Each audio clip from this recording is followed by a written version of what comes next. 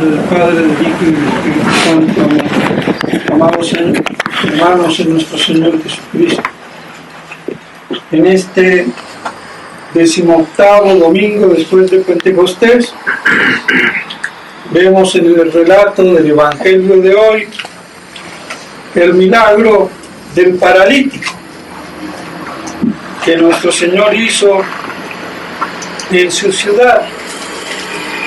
Es sabido de que Él nació en Belén, se crió en Nazaret y después moraba de modo habitual en Cafarnaúm.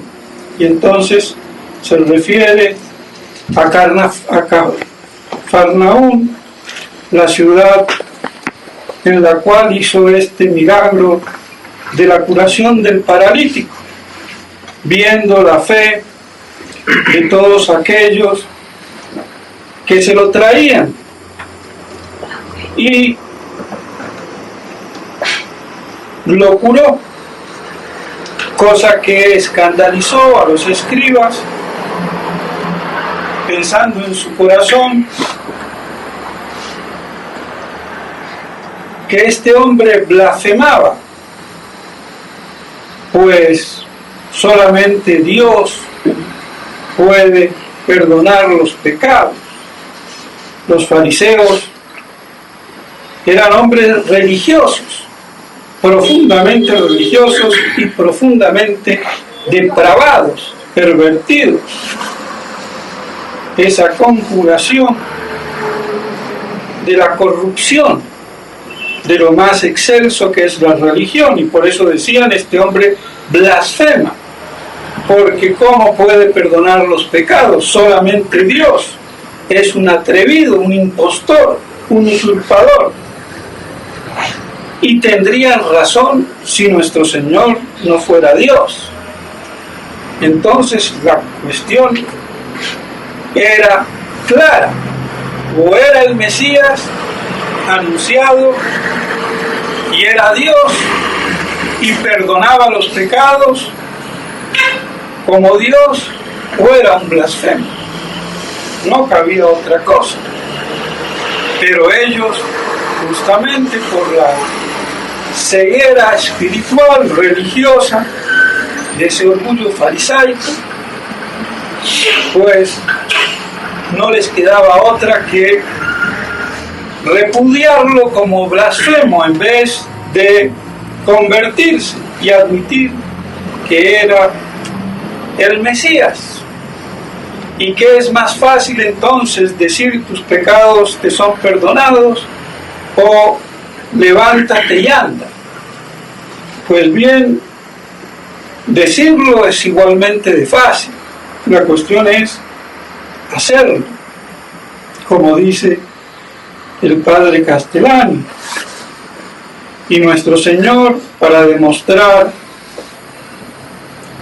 que realmente lo podía, entonces por eso lo curó, como una certificación de su poder divino. Y con eso le cerró la boca a todos, y el pueblo maravillado de cómo podía hacer semejante milagro. Pero el milagro mucho más poderoso que el de haberlo resucitado fue, el de haberlo curado fue el de decir que Él perdonaba los pecados. Y como muestra de ese poder divino fue que lo curó.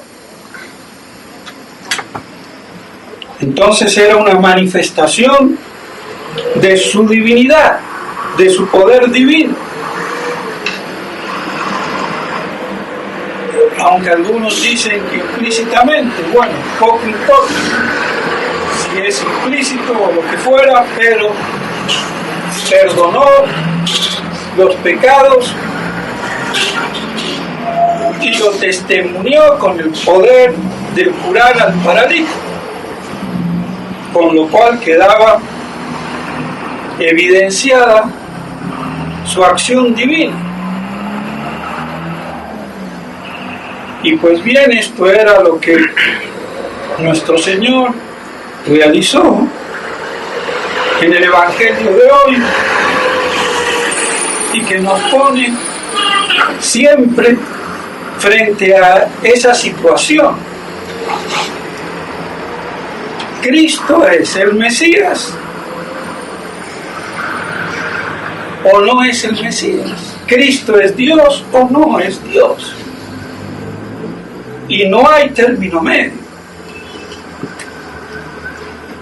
Ante Cristo entonces tenemos una vez más esa confrontación radical, esencial, de esa relación trascendental que es la religión. La religión es lo que nos religa a Dios, nos religa trascendentalmente a Dios. Esa relación con Dios. Y el padre Castellani dice que es una relación directa y trascendental. Y aquí hay que tener cuidado, porque si bien es cierto que es una relación trascendental del hombre con Dios, lo de directo hay que explicar, porque la relación directa con Dios se puede admitir en un plano puramente natural, y evidentemente eso no es la religión propiamente dicha, que es sobrenatural. Entonces, sí, la religión puede ser natural como un primer paso, como un preámbulo, como una preparación. Yo puedo conocer a Dios filosóficamente, admitir su existencia, filosóficamente, racionalmente, naturalmente, por difícil que parezca, pero el hombre puede llegar a Dios trascendente, pero nada más. Y eso no es la religión católica, porque la religión católica es sobrenatural. Entonces hay una revelación de Dios, una manifestación, una palabra de Dios, y hay toda la transmisión de esa revelación, de ese depósito, a través de la iglesia. Entonces aquí, en el orden sobrenatural, la relación trascendental es indirecta, mediata, a través de la iglesia y de la predicación de la iglesia. De otro modo caeríamos en el protestantismo, en el indiferentismo o en el puro naturalismo, prescindir de la iglesia. Y por eso digo que hay que hacer esa aclaración, que el padre Castellani no la hace, pero si se le pasó, conviene hacerla y tenerla muy presente, porque es de capital y fundamental importancia, porque todo el modernismo no hace sino pregonar esa relación trascendental del hombre con Dios directamente, por la sola dignidad de la persona humana, que exige esa relación directa con Dios.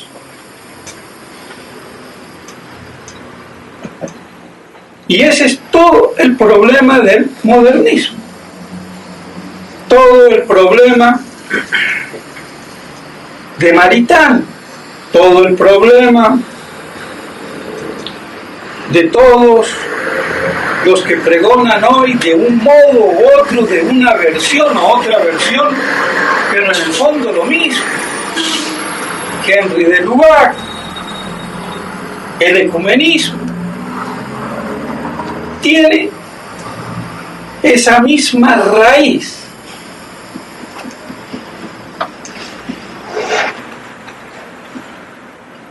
Y por eso se dice que todas las religiones son buenas. Es el indiferentismo religioso, hay indiferencia de religiones, da lo mismo lo uno que lo otro. Y son todas buenas. O decir que uno se salva sin la iglesia, que es lo mismo.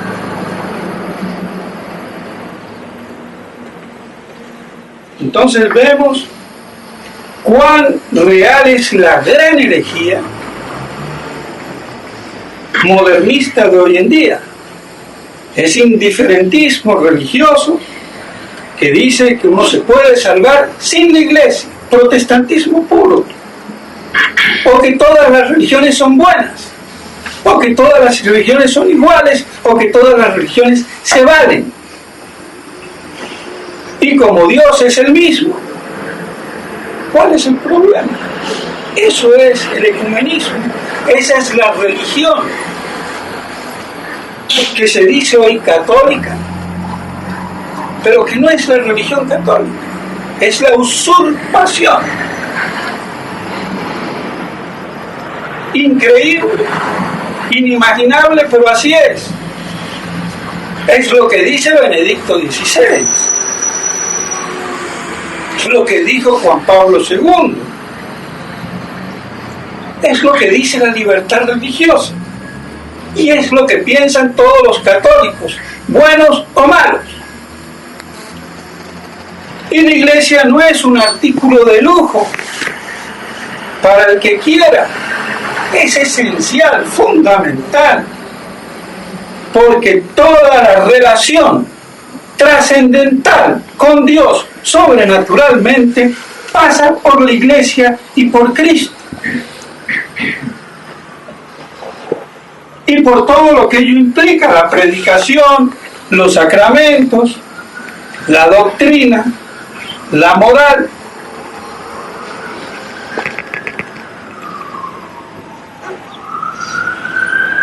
Y por eso la dimensión tan inmensa de la herejía de hoy. Es indiferentismo religioso, le llamemos protestantismo, naturalismo, liberalismo, modernismo, progresismo. La misma cosa con diferentes nombres, tonalidades, bajo la cual se mire el prisma. Pero es así. Y vemos entonces, mis estimados hermanos, cómo hay que tener mucho cuidado. Porque es cierto que hay una relación trascendental con Dios. Esa es la religión. Y de ahí viene que la religión me religa, me vuelve a unir con Dios, a acercarme a Dios, y es una relación trascendental y absoluta, por encima de toda otra relación. Y sin embargo, necesita de un medio que es la iglesia, de un medio que es la revelación, de un medio que es el depósito de la fe, de un medio por el cual se nos transmite esa tradición de Dios que nos las trajo nuestro Señor Jesucristo, y por eso se encarnó.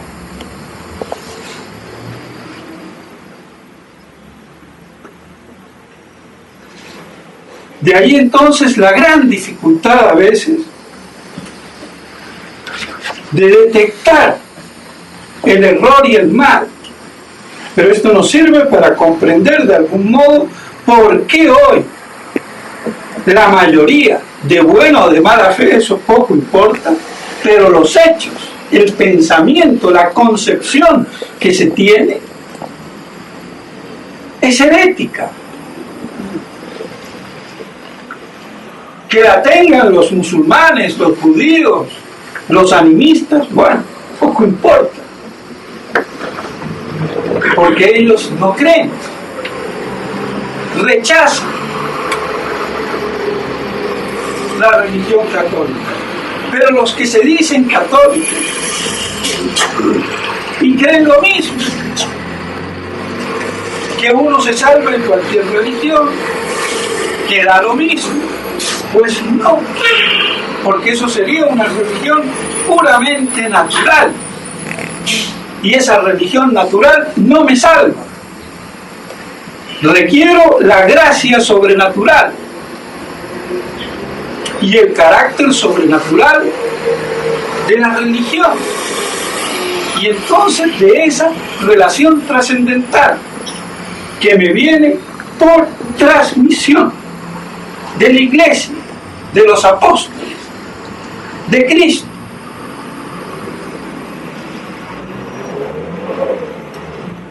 Aunque esto es sencillo, dada la magnitud del error, a veces no está tan claro. Y por eso la Iglesia siempre ha dicho que fuera de la Iglesia no hay salvación. Fuera de Cristo no hay salvación. Fuera de la religión católica, apostólica y romana no hay salvación. Como no hubo salvación fuera del arca de Noé. Entonces, no todas las religiones salvan, no todas las religiones son buenas.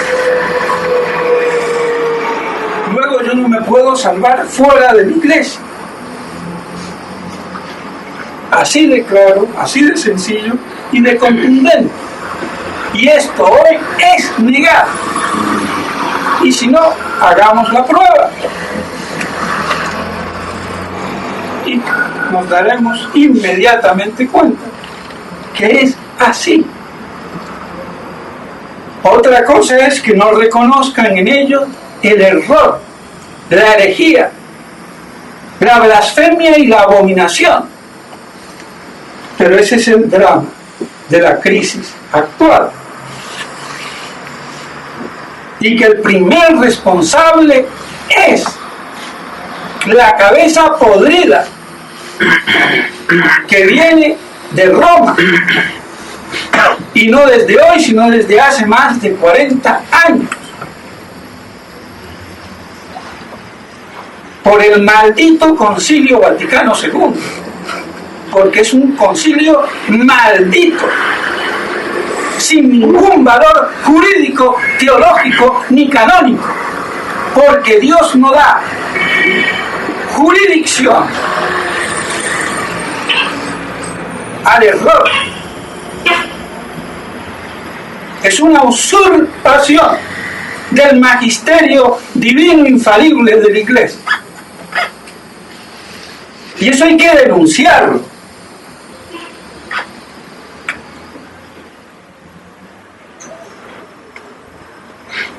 Eso es formalmente el Concilio Vaticano II, que es una defensa, porque debió de haber sido un concilio infalible. Y esto es como un círculo cuadrado, que no cabe. Esa contradicción, y que nadie lo denuncie, ni lo haya denunciado, es el colmo, perdónenme mis estimados hermanos, de la estulticia. Por eso dicen las Sagradas Escrituras, el número de los estúpidos es infinito. Lo lamento, es así. y de pronto yo soy el primer estúpido, no lo sé, pero que las Sagradas Escrituras así lo dicen, es así y es lo que vemos hoy. La estupidez humana hoy es infinita, lamentablemente. Y esto es lo que debieran de decir los obispos de la fraternidad sacerdotal, si son verdaderamente obispos católicos, apostólicos y romanos, y no hacerle el juego a la pantomima y a la falacia de la mentira, de la usurpación y del error.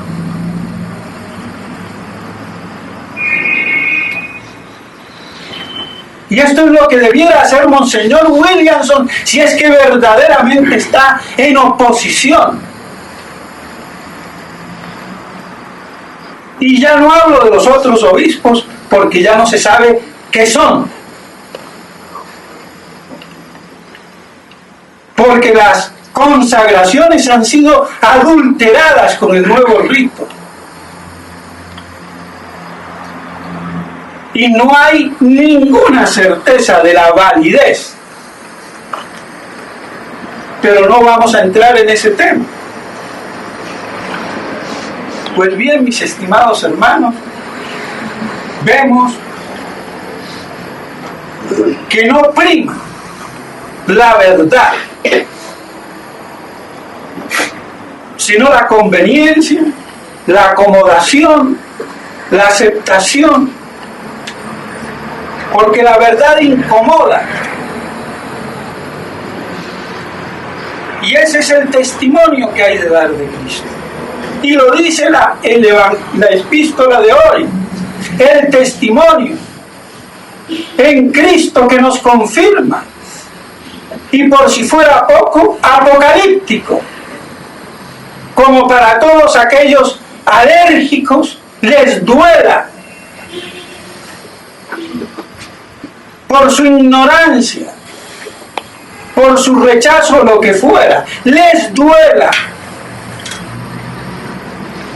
Y una vez más dice San Pablo a los Corintios, en eso tenemos la esperanza. Y remata entonces, recordándonos la vuelta gloriosa de nuestro Señor. Eso nos confirma, en medio de este hecatombe, en esta apostasía, aquellos pocos que permanezcan en la verdad quedan confirmados por el testimonio de Cristo, esperando su segunda venida.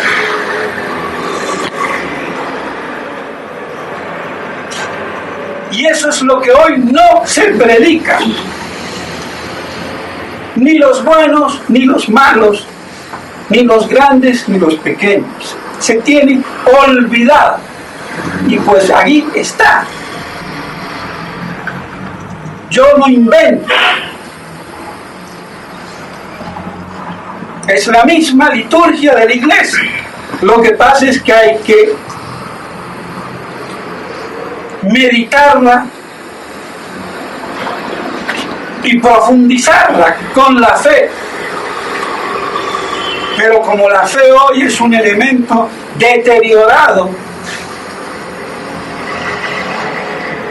como tantas cosas deterioradas en nuestro mundo,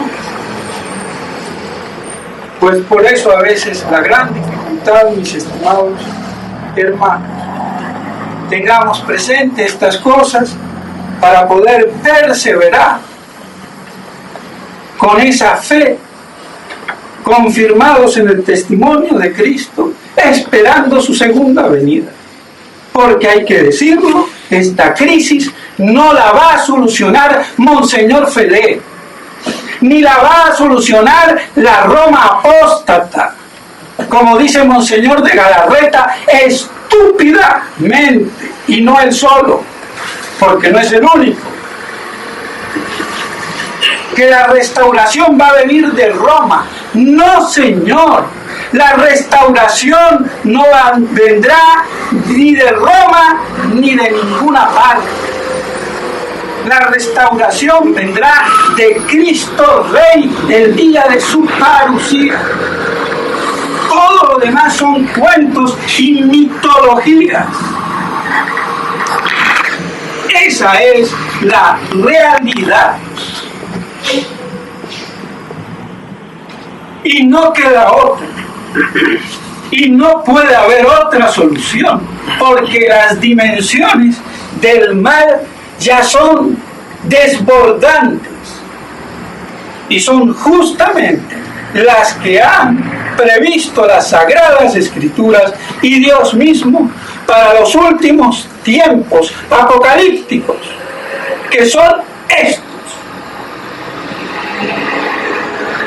Y el que lo duda es porque no conoce la historia, no tiene ni idea de la metafísica de la historia y mucho menos de la teología de la historia. Y no se diga ya de la exégesis escriturística que Dios nos ha dado. Pues bien, mis estimados hermanos, que todas estas cosas nos sirvan para confirmarnos en la fe y en el testimonio de Cristo, con firme esperanza en su segunda venida. Pidámosle a la Santísima Virgen María que nos ayude a mantenernos fieles y firmes hasta que sea el día y la hora de Dios. En nombre del Padre, del Hijo y del Espíritu Santo.